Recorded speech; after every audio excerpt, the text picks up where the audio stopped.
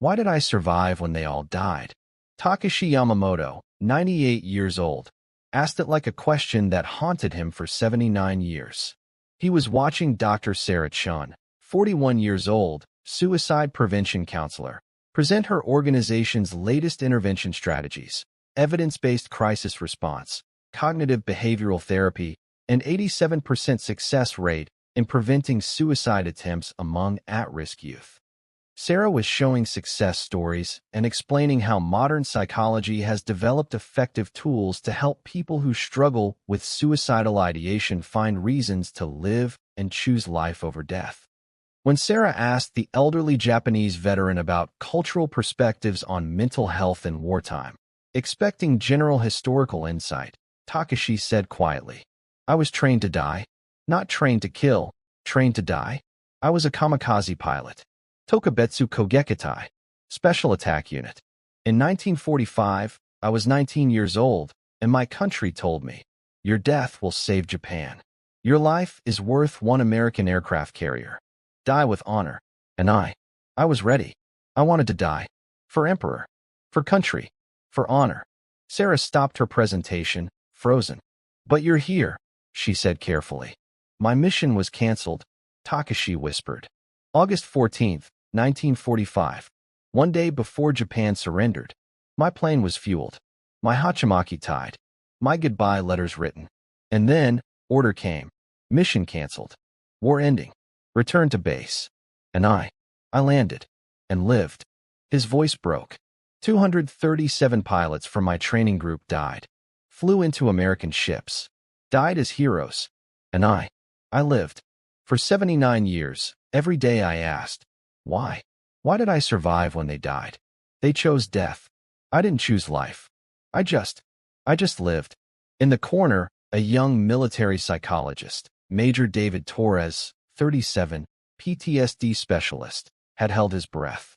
He'd never heard a kamikaze survivor story, because most had died. So had Sarah. For the first time, her suicide prevention work was facing someone who had chosen suicide, and then didn't choose life, but lived anyway. "Tell me," Sarah said quietly, "how were you trained to choose death?" "Let me tell you from the beginning," Takeshi said, "and you'll understand, I didn't choose death. My culture chose for me." December 1944, Takeshi began. "I was 18 years old, flight school student, Osaka, and commander called us, 238 students, and said, 'Japan is losing. Americans are winning. And our last chance. Kamikaze.'" Takeshi looked at David, and he asked us, "Who volunteers?" And I raised my hand. First, because in Japan, 1944, honor mattered more than anything. Death was honorable.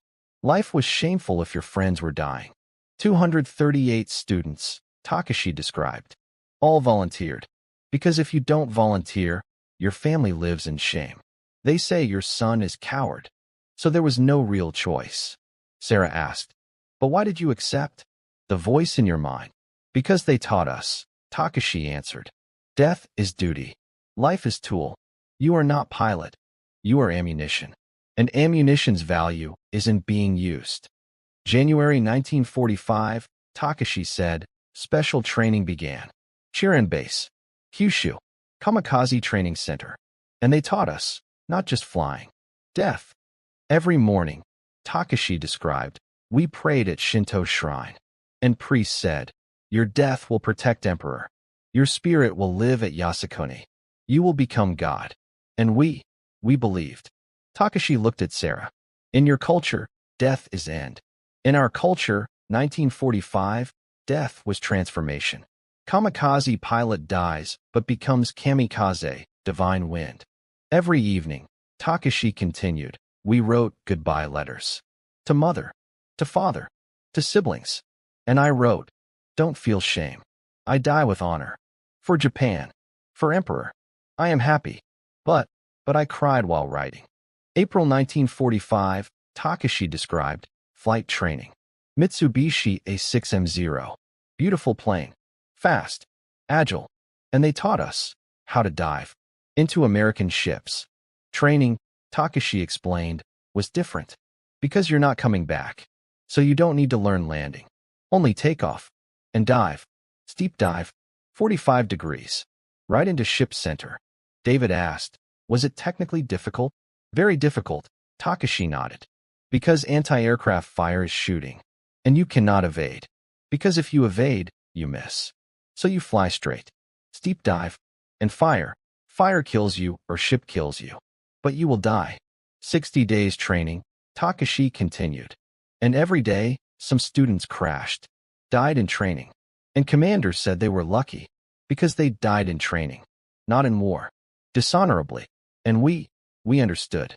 Even death had hierarchy. May 18, 1945. Takeshi turned serious. Graduation ceremony. 238 pilots. Kamikaze unit ready. And ceremony was farewell. Our families came, Takeshi described. My mother, my father, my sister. And they saw me. Pilot uniform, Hachimaki with rising sun. And they cried. But proudly. Because their son would be hero. Takeshi's eyes filled. And my mother said, Takeshi, die with honor. Make family proud. And I said, yes, mother. I will die with honor. But inside I thought, I am 19 years old. And I don't want to die. But, Takeshi added, I couldn't say it aloud. Because if you say it, you are coward. You destroy your family. So I smiled. And hugged. And said goodbye. June 1945. Takeshi said, we waited at Chiran. 238 pilots. Waiting for mission. And every day some pilots were called. Morning, Takeshi described. Commander would read names. Tanaka, Suzuki, Yamamoto, you fly today. And those pilots would stand, would salute, and would prepare. And we, Takeshi whispered, watched them. Farewell ceremony. Sake drinking. Final meal. And then, starting. Boarding plane. Takeoff. And we knew, never see again. Sarah asked, what did you feel while waiting? Fear, Takeshi said honestly. But also relief. Because waiting was torture. Every day you think, is today my day? So part of me wanted to be called. To finish the waiting. By end of July, Takeshi continued, 50 pilots had gone. 188 remained. And every day fewer. And I knew, my turn soon. August 13th, 1945, Takeshi cried. Commander called me.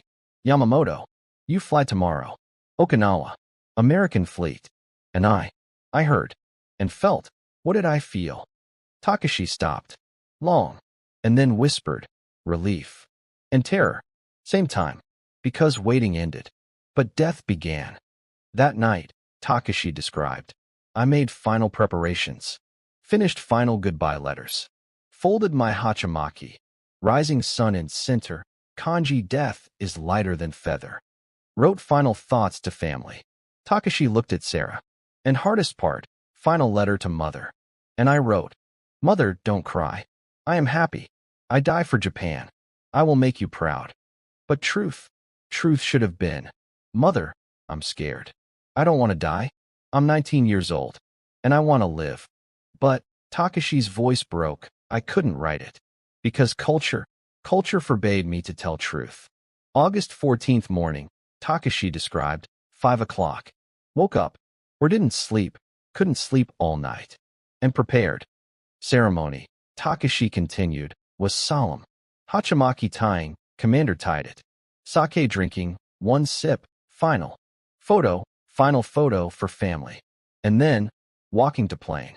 Mitsubishi Zero, Takeshi whispered, was beautiful. Shining.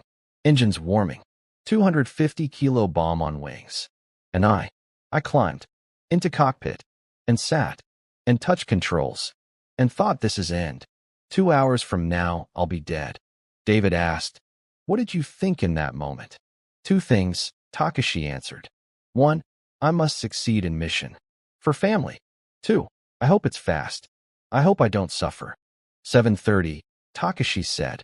Engine running. Ready for takeoff. And commander signals me, wait. Radio message coming. 5 minutes, Takeshi described. 10 minutes. 20 minutes. Engine running. I'm in cockpit. Hachimaki tied. Goodbye said. and waiting, and thinking, why are we waiting? And then Takeshi whispered, 750. Commander running, waving hands. Stop. Engine off. Mission canceled.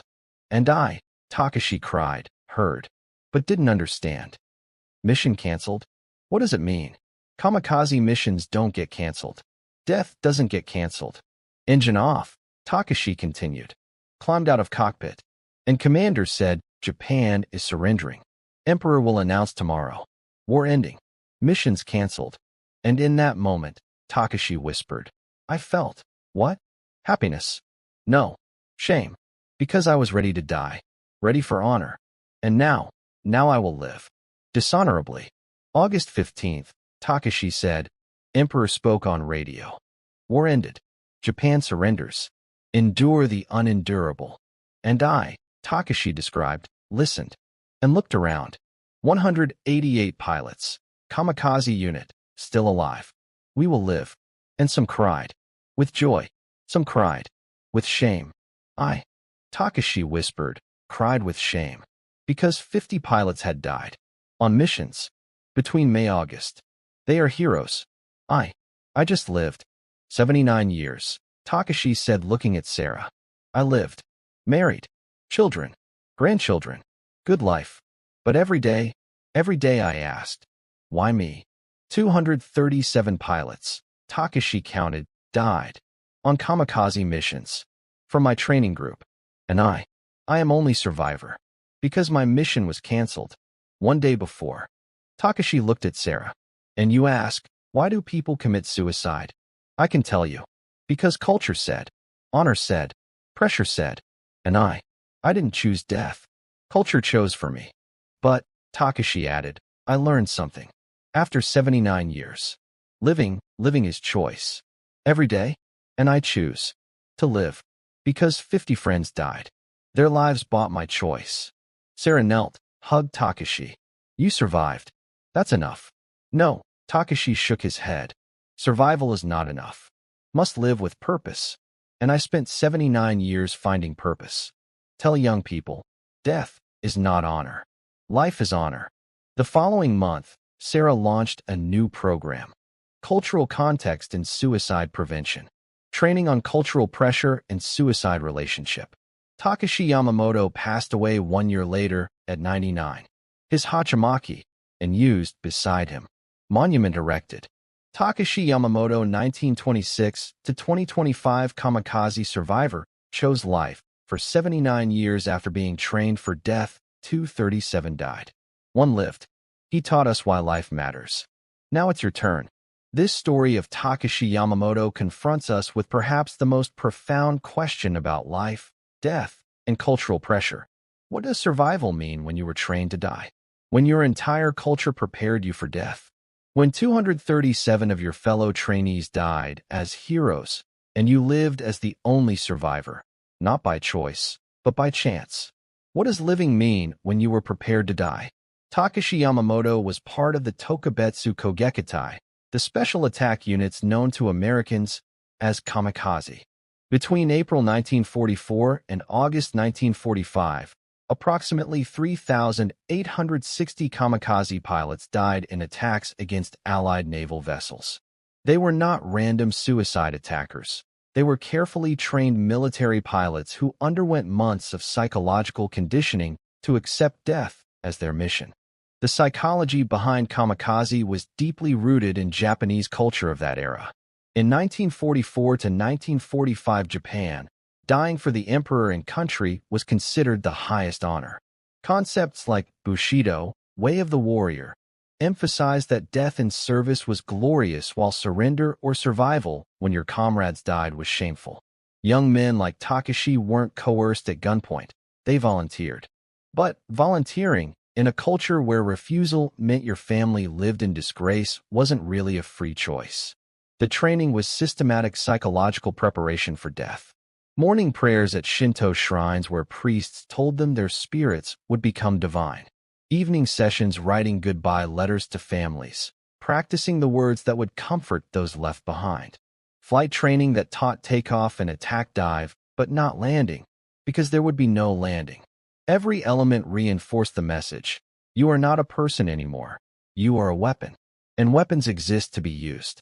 Takeshi's training group started with 238 pilots in December 1944. By August 1945, 237 had either died in kamikaze attacks or training accidents. Only Takeshi survived, not because he refused, not because he was brave enough to say no, but because his mission scheduled for August 14, 1945 was canceled when Japan surrendered on August 15. One day made the difference between being remembered as a hero and living 79 years with survivor's guilt. The psychological burden Takeshi carried is almost unimaginable. He was prepared to die. His final letters were written. His family had said goodbye, expecting never to see him again. He had climbed into his aircraft, engine running, bomb loaded, ready to fly into an American carrier. And then, cancellation. The war ended. And suddenly he had to live. In a culture that had taught him death was honorable and survival was shameful. For 79 years, Takeshi asked, why me? Why did he survive when 237 didn't? Were they better men? Braver? More deserving of honor? Or was he simply lucky? And is surviving when you were prepared to die really luck? Or is it a different kind of burden? The kamikaze phenomenon reveals something crucial about suicide and cultural pressure that Dr. Sarah Chen's suicide prevention work needed to understand. Sometimes people don't choose death because they're mentally ill or in crisis. Sometimes entire cultures can normalize death to the point where young people genuinely believe dying serves a greater purpose. Takeshi didn't have depression or trauma before kamikaze training. He was a normal 18-year-old. Culture created the conditions where death seemed like duty. But Takeshi's 79 years after surviving taught him something profound. Living is also a choice. Every day, he could have spent those 79 years in shame, believing he should have died.